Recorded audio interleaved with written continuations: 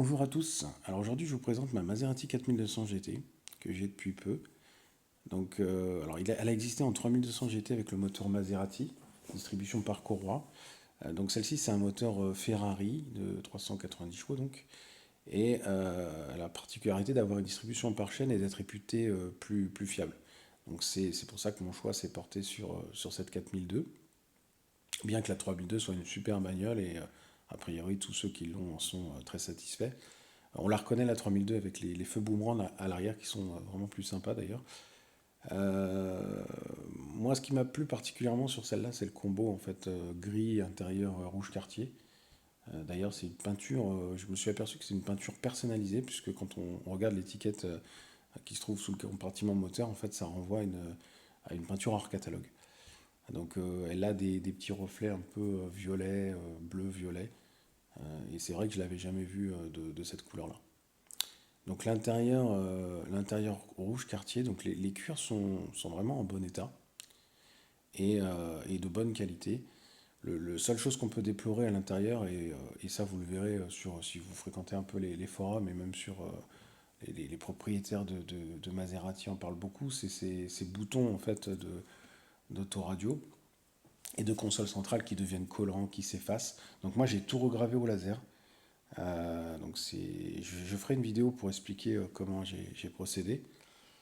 Donc voilà, les moquettes sont noires. Alors il y a plusieurs combos, elles existent en toutes complètement rouge avec les moquettes rouges. Donc là, moi j'aime bien parce elle est noire et rouge, donc le tableau de bord noir, ciel de toit noir, et donc le cuir avec sur le logo Maserati sur les sièges, c'est sympa aussi.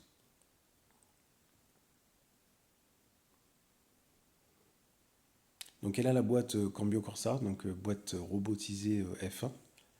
Alors j'avais lu tout et n'importe quoi sur cette boîte sur internet et en fait moi je trouve qu'elle est vraiment géniale. J'ai eu l'occasion de conduire d'autres boîtes robotisées, notamment Célespeed chez Alfa Romeo et je la trouve, alors après c'est aussi une question de réglage, hein, mais je trouve que celle-ci fonctionne vraiment très très bien. Donc la seule chose mais à déplorer, et c'est vrai sur les boîtes mécaniques également, c'est l'usure de l'embrayage. Il faut être vraiment vigilant parce qu'il a tendance à s'user rapidement, hein. Donc il y a quand même 400 chevaux, donc il faut les passer hein, sur la transmission.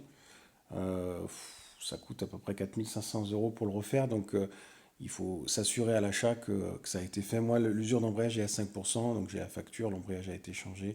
Donc ça, on va dire que c'est vraiment à prendre en considération lors de l'achat. On trouve les compteurs vraiment à l'ancienne, hein. Ça c'est très italien avec les aérateurs également.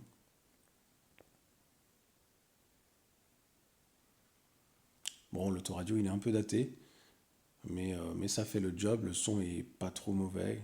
Moi j'avais les haut-parleurs qui étaient crevés, donc je les ai changés. Mais sinon, voilà, c'est un peu à l'ancienne, mais c'est sympa.